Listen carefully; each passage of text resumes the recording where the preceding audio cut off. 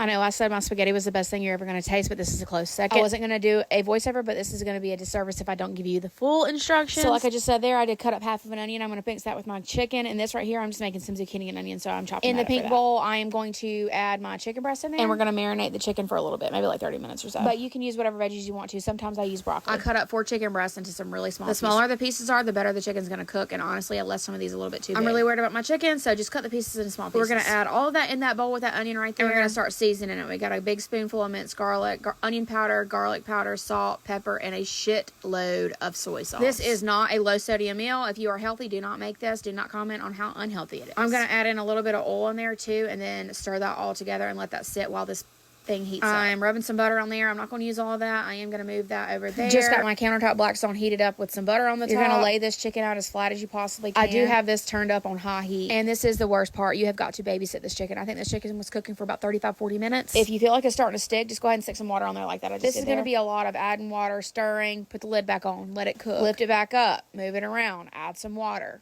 Put the lid back on, let it cook. It is a lot, but the longer you let it sit and the darker you let this chicken get, the better it is going to taste. The longer that soy sauce cooks on this chicken, the better the flavor is. So trust me, because if you take it off too soon, it's just not going to be as good. I'm about to show you right here the color that you want your chicken before you take it off. I'm going to take all this chicken off now because it is finally the color that I want. I'm adding the rest of that butter because I'm going to make the zucchini and onions. And I am seasoning the zucchini and onions with the same thing that I seasoned the other stuff with. Minced garlic, onion powder, garlic powder, salt, pepper, soy sauce. That's the same little lineup that I'm using on everything, even the rice. After I let that cook for a little bit, I'm going to move that over to the side and I'm going to start on the rice. I put a little bit of oil down here and let it heat up for a minute. I used refrigerated rice. This is rice that has been cooked earlier in the day and I let it sit in the refrigerator for hours. Do not use freshly cooked rice. It's going to turn smushy and gross. I did that same little lineup of seasonings. I kind of broke the rice up a little bit and you're going to let it sear on that oil for a minute. Then the same thing with the chicken. Just kind of move it around, put the lid back down, let it cook. This is what my zucchini turned out looking like. Don't overcook that either. You still want it to be a little hard. After the rice is about done, or what you think might be about done, add some oil. I did a little bit of frozen peas and carrots and scramble those eggs separately. Do not mix it into the rice until they're scrambled. Then we're just going to incorporate everything together, let it cook for a little bit, add a little bit of water. Same thing here. The longer you let it cook, the better it's going to taste. This is my husband's mountain of food, and this is my plate. Can't forget the yum yum sauce and the sriracha. Make it. Okay, bye.